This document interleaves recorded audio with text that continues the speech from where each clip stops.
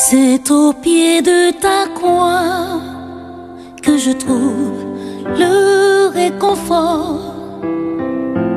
Je n'ai plus peur de rien quand je suis blotti dans tes bras. C'est au pied de ta croix que je trouve le réconfort. Je n'ai plus peur de rien quand je suis blotti dans tes bras. Assoiffé de ton eau qui me redonne la vie, tu me nourris. Nous remercions Dieu pour sa bonté. L'heure est encore venue pour nous d'écouter la parole de Dieu qui est vivante, qui est puissante, qui est tranchante, qui pourra nous aider en ces jours afin d'être des enfants de Dieu. C'est le bon moment pour nous que nous avons fait le bon choix. Le thème de ce soir, c'est le salut. Le salut. Comment est-ce que nos âmes seront sauvées? Si le salut que Jésus a amené, ceux qui reçoivent ce salut, et cette nuit, nous verrons beaucoup de choses dedans. Et je dois savoir si j'ai le salut ou que je ne l'ai pas encore. Parce que souvent, nous tous, on parle du salut. Et tout le monde se dit, je suis sauvé. Et sérieusement, nous tous, nous voulons être sauvés. Mais les moyens que nous devons passer pour avoir le salut, et celui qui donne le salut, et la parole qui donne le salut, ce sont des choses importantes que nous ignorons. Ce sont ces choses qui nous sont perdues. Et donc tout, nous appelons tout salut. Il suffit que j'aille dans une église, je peux me dire que j'ai le salut. Si j'ai un problème, je vais dans un centre de prière, je dirais que j'ai le salut. Ou bien je cherche à avoir un enfant, j'ai trouvé un enfant, je peux me dire que j'ai le salut. Si je cherche à avoir un conjoint, et quelqu'un m'a dit d'aller quelque part, dès que je trouve un conjoint, là, je dirais que j'ai le salut. Je cherche à avoir un emploi, et que je me suis rendu quelque part, on m'a dit que j'aurai un emploi, que j'achète de l'huile ou bien de l'eau, que je donne une somme d'argent, et que après j'ai un emploi, je peux l'appeler salut. Le salut qu'a amené Jésus-Christ, c'est de ce salut que nous parlons. Ce salut, c'est le salut de l'âme. Au moment où il est allé à la recherche de l'âme, il a ramené au bercail, et il a guéri, et il a délivré, il lui a donné la liberté, et il donne les enseignements célestes. Avec ces enseignements célestes, il affermit et la prépare chaque jour pour la vie éternelle. C'est ce qu'on appelle le salut. Ce n'est pas au moment où j'ai un besoin, je suis allé quelque part, on a prié en ma faveur, que j'aurai peut-être le visa, que j'aurai un enfant, je vais construire de maisons, je vais acheter de terrain, j'aurai de promotion. Si ces choses, c'est ce qui est le salut des terrestres, c'est ce que les terrestres appellent leur liberté. Voilà leur liberté. Mais le salut qu'a amené Jésus-Christ, le salut que Jésus a amené, consiste à chercher l'âme. L'âme qui est perdue, qui s'est éloignée du jardin à cause du péché. elle est morte. Elle se retrouve au séjour des morts. Mais Jésus est venu dorénavant. Qu'il puisse aller et faire de son mieux pour sauver et la sauver. La fait quitter le lieu où elle était. Du séjour des morts. Qui est la mort dans laquelle toutes les âmes du monde se retrouvent. La mort dans laquelle toutes les âmes du monde entier se retrouvent. Le malheur dans lequel le monde entier se retrouve. Et Jésus-Christ est venu. Tout ce monde se retrouve dans l'abîme, dans les forêts, dans les eaux. Nos âmes sont mortes. Elles sont malades. Elles ont péri. Elles sont dans les liens. C'est pourquoi Jésus est venu. C'est pourquoi il a parlé du salut. Au moment où on est allé te retrouver, te sauver, on est allé à ta recherche. On t'a ramené à la maison. Et on te délivre. Et on te libère. C'est en ce moment, c'est ce qu'on appelle le salut. Aujourd'hui, on remplace le salut par beaucoup de choses. Mais ça ne convient jamais. Parce que ce n'est pas ce qui est le nom de Jésus que nous mentionnons, en lequel il y a le salut. En ce seul nom, qui a le salut, l'œuvre qu'il a accompli concernant le salut. C'est cette œuvre que nous devons maîtriser. C'est cette œuvre que nous devons connaître cette nuit. Nous allons lire quelque chose dans Ézéchiel 34 à partir du verset 16. Ézéchiel 34, le verset 16 nous dit ceci. Je chercherai celle qui était perdue. Je ramènerai celle qui était égarée. Je penserai celle qui est blessée. Je fortifierai celle qui est malade. Amen. Amen. Ézéchiel pas dans les tableaux ton vonne. Boupi adé. Ma dit esi obu. Eye ma klo esi o kata kanlen la agboe. Ma bla abina esi o nge attaque.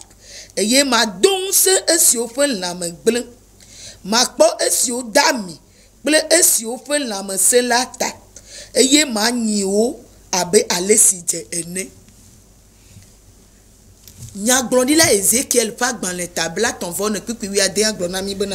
Voilà ce que nous dit Ézéchiel 34, le verset 16. Je rechercherai celles qui sont égarées, perdues. Je ramènerai celles qui sont égarées. Et donc le salut.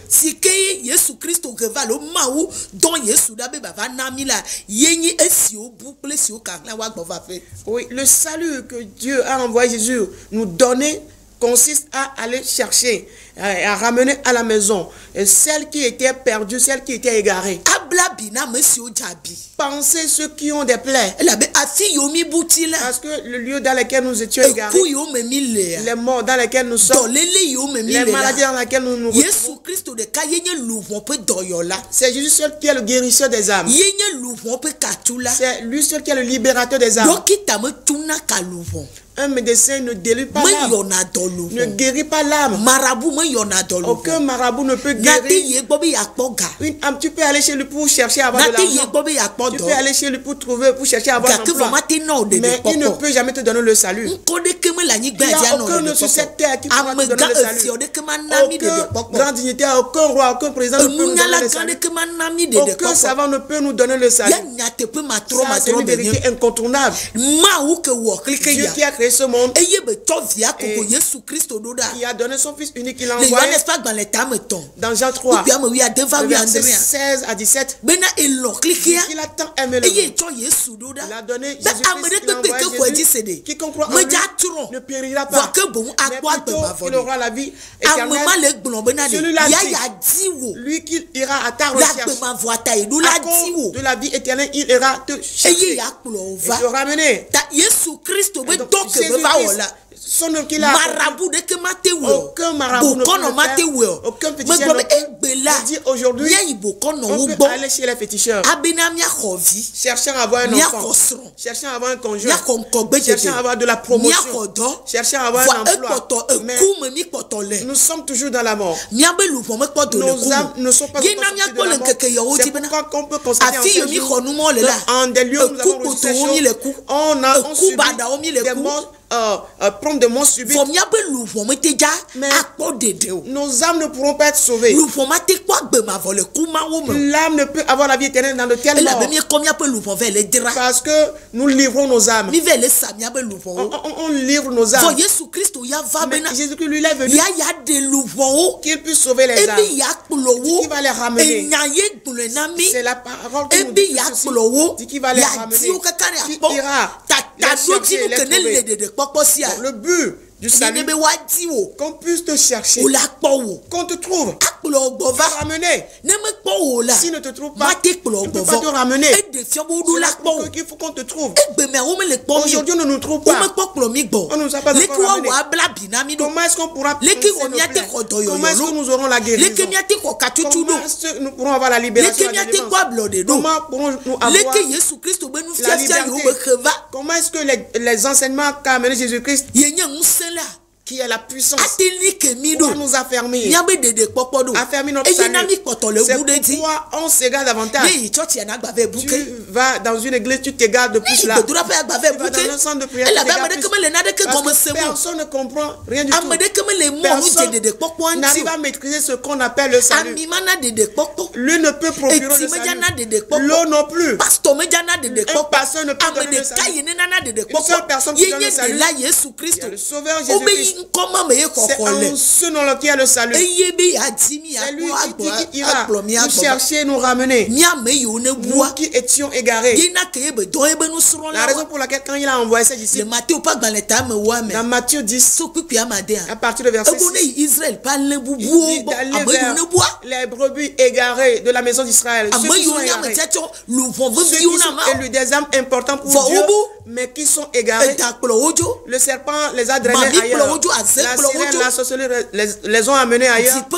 Les puissants d'origine les ont amenés. Le monde les a emportés, manipulant tout le monde. On appelle tout ceci salut.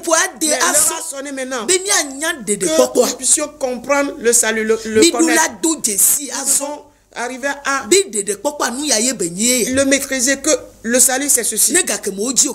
Après que tu sois trouvé, ramené, que tes pensées et ton cœur sont au repos auprès du Seigneur, ton âme est au retour auprès du Seigneur, à son Créateur, au pied de Jésus-Christ. Recevons ses enseignements. C'est ce qu'on appelle le salut.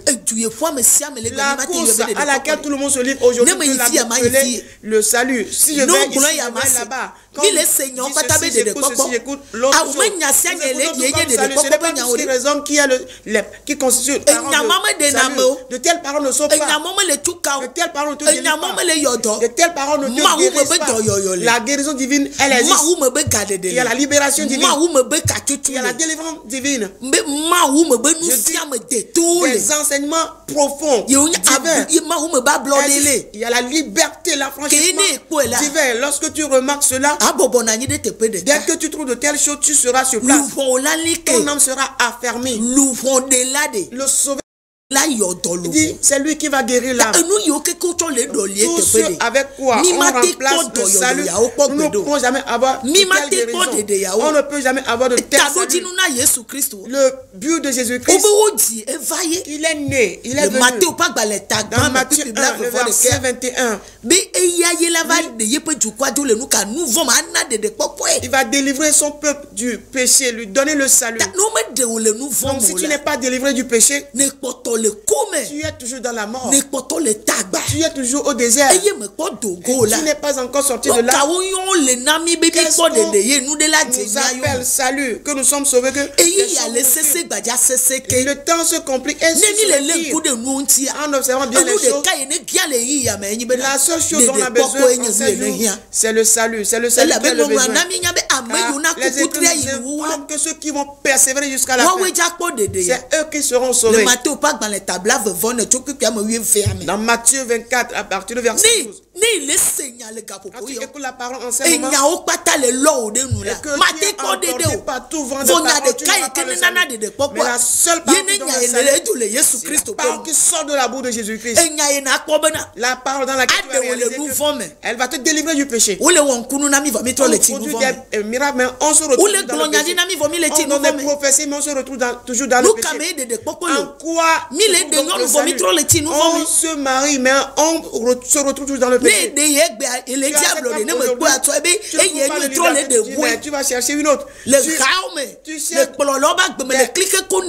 Même dans les églises, dans la vie des fidèles, même dans la vie des pasteurs, dans le monde entier, c'est ce qu'on constate. Tu as celle-ci aujourd'hui, tu divorces. Tu as cet homme aujourd'hui, tu divorces et tu prends un autre. Est-ce que l'homme trouve la liberté dans cette chose? Tu vas dans cette église aujourd'hui, le lendemain c'est une autre. Tu vas dans un pays aujourd'hui, tu cherches à aller ailleurs. Est-ce qu'on a le salut en tout ça? Une loi aujourd'hui, après demain c'est une autre loi. Est-ce que nous trouvons la liberté en tout ça? Les lois viennent. Les lois viennent abondamment. Et on donne l'avortement, on donne la loi qui légalise l'homosexualité. On peut même avoir ses propres enfants de l'inceste. On peut avoir des relations intimes partout. Le péché se multiplie. En quoi se retrouve le salut? Et les pays cherchent à avancer en écrasant les autres. On tue les hommes. L'homme n'a la vie de l'homme n'a plus de prix. Et la chair est devenue de dès que le vent souffle, ça s'écroule. Appelons-nous dans toutes ces choses le salut. Des bruits de guerre un peu partout. Des vents un peu soufflent. Et la famine sévit toujours. La mort à gauche et à droite. En tout cela, qu'appelons-nous la liberté, qu'appelons-nous la guérison. Des maladies viennent. Des pandémies par-ci par-là. Quelle guérison est assurée? La chair ne peut être sauvée. C'est l'homme qui aura le salut en 16 jours. C'est la fin de la chair. C'est les chairs qui périssent. Pas de bonheur. Pas de bonheur. Aucun bonheur du tout. Si ce n'est le salut que ton âme doit chercher ardemment en 16 jours.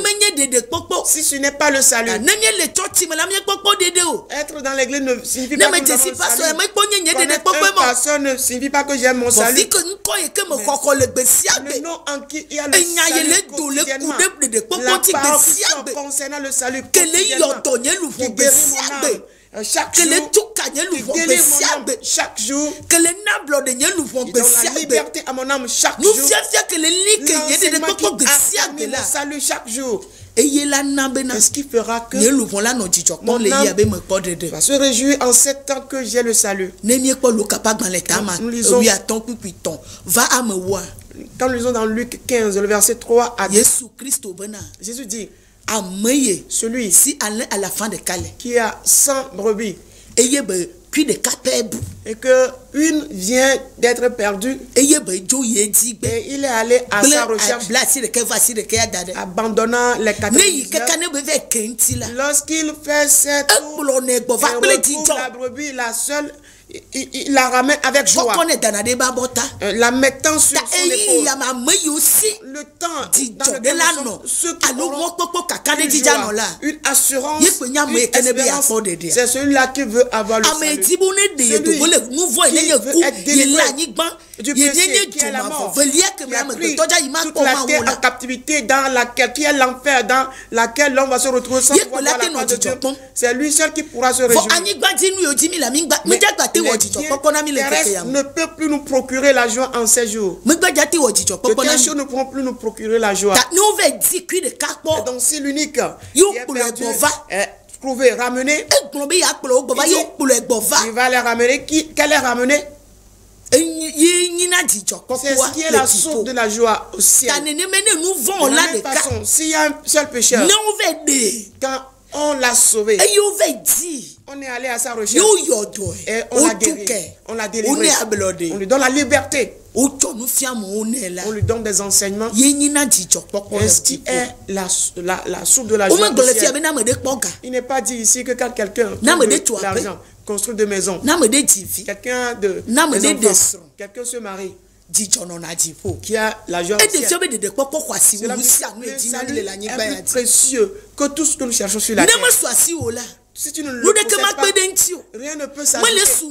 Nous n'arrivons pas à l'avoir. Mais le reste, c'est ce que nous cherchons plutôt. Et ce qui fait que nous avons perdu le salut. Et on est dans le besoin. Si on te trouve, on te ramène, on te mettra sur l'épaule. C'est ce qui est la source de la joie. Si un seul pécheur se répand, alors le ciel est rempli de joie. Quand tu es délivré du péché, c'est ce qui est le salut. Ce qui te donnera la liberté en 7 jours. Il faut que tu aies la liberté en 7 jours. Au moment où tout s'endurcit dans le monde, le monde se livre à la cause. Toi qui es sauvé pour le ciel, tu dois te focaliser dans la parole de Dieu. Il continue. Si une femme qui a des biens d'or, des objets d'or avec lesquels les femmes se parent,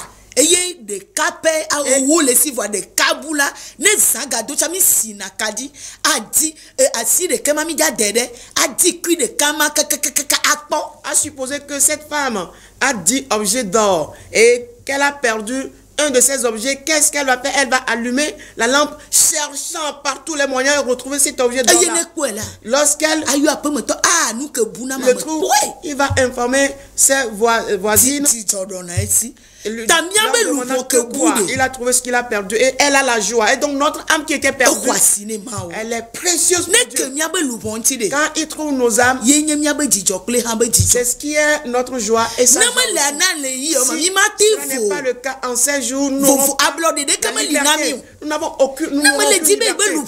Si tu ne veux pas le salut de ton âme, la vie pour ton âme, tu n'auras pas la liberté. Tu peux avoir la guérison physique, mais nous n'aurons jamais la liberté. Quel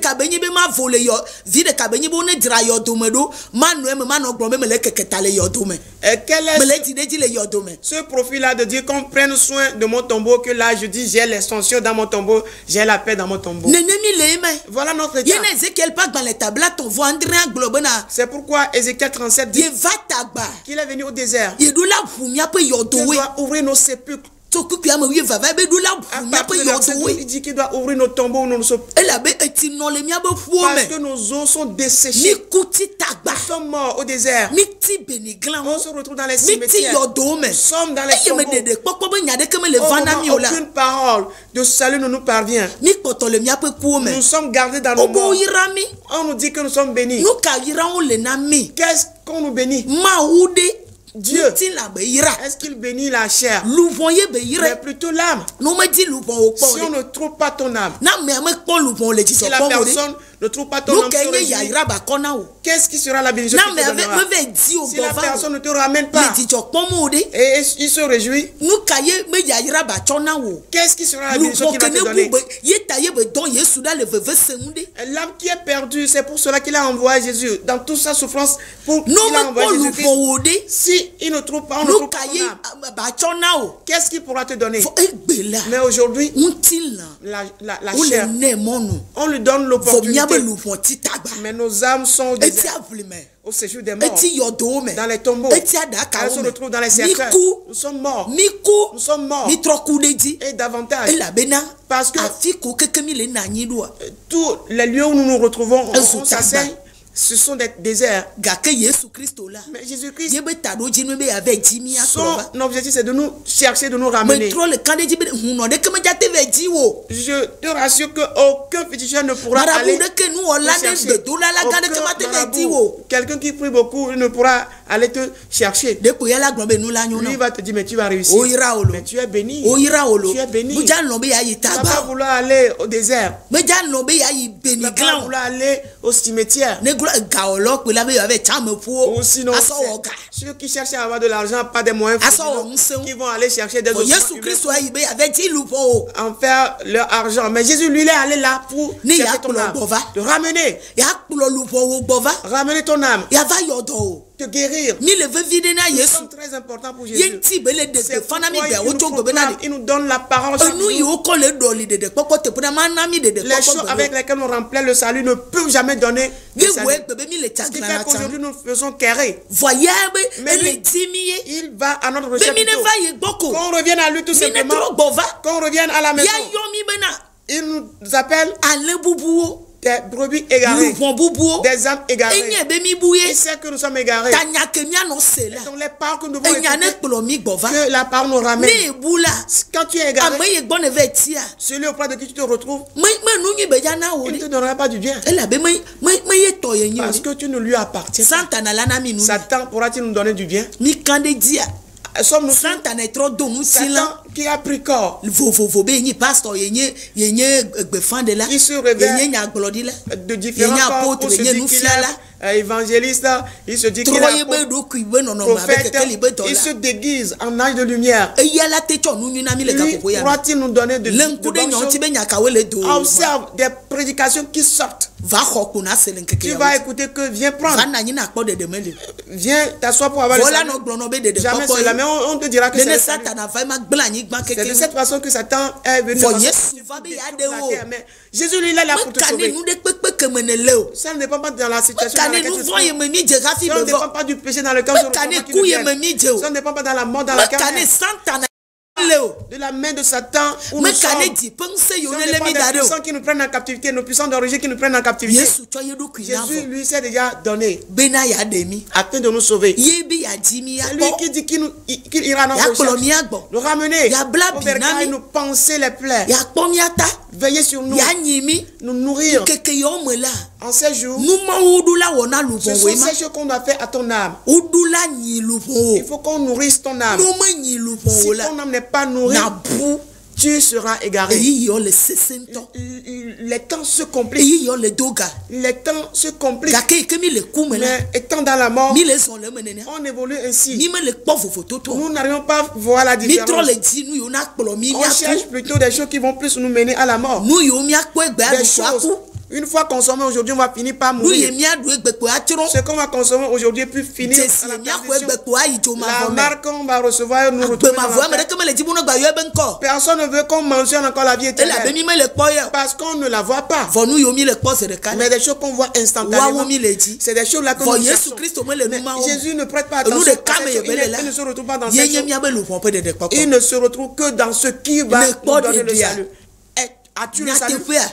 Véritablement, ayant un enfant, est-ce que j'ai le salut? Ayant le mariage, est-ce que j'ai donc le salut? Quand je trouve un emploi, est-ce que cela dit que j'ai le salut? Les maux de tête, on a prié, j'ai la guérison. Les gens sont dans les hôpitaux, sont guéris, des maux de ventre, des maux de tête, mais des maux de temps que notre âme est atteinte. Personne n'arrive à nous le guérir. Ni l'eau, ni l'huile, ni mouchoirs, donner de l'argent. Aucune de ces choses nous donne la guérison. Comment est-ce qu'on va t'obliger aujourd'hui? Tu es délivré, mais prends le temps pour savoir ce qu'est la délivrance. Reçois la parole de Dieu pour savoir ce qu'on appelle la guérison. Est-ce que Jésus guérit vraiment? Ramène véritablement. Jésus aussi verse la chose sur les enfants pour dire qu'il guérit. Non, est-ce qu'il fait la même chose? Je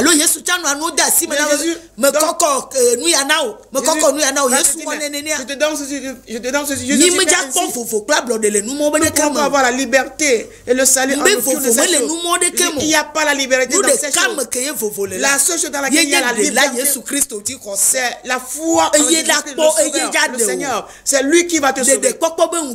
Le jour du salut, c'est le moment. Nous devons crier vers le salut. Nous devons chercher le salut. Nous devons nous efforcer à avoir le salut. devons nous efforcer pour le salut. Ne plus nous efforcer juste pour l'église. Nous efforcer pour des choses qui ne donnent pas le salut. Parce que Jésus a fait de son mieux pour le salut. C'est pourquoi il s'est donné totalement à la croix pour qu'il soit crucifié afin que nous ayons le salut. Qu'il puisse se charger de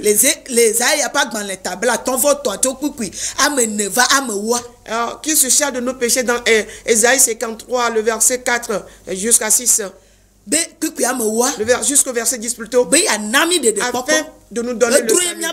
Il s'est chargé de tout ce qui est pour sauver. Jésus-Christ est mort. Il fut enterré. Il est ressuscité afin de nous donner le salut. Toutes les œuvres accomplies par Jésus-Christ, il n'a pas accompli les choses de la terre. Sinon, Jésus-Christ ne pourra pas accepter. Il va nous donner les biens terrestres. Il ne lui fallait pas aller dans la mort avant de nous donner les biens terrestres. Étant donné que nous sommes morts, il faut qu'il aille. Afin de délivrer nos âmes. Toi qui es pour savoir, il aura venu que ton âme puisse sortir de la mort, sortir des cimetières pour avoir la vie. Que le Seigneur nous bénisse.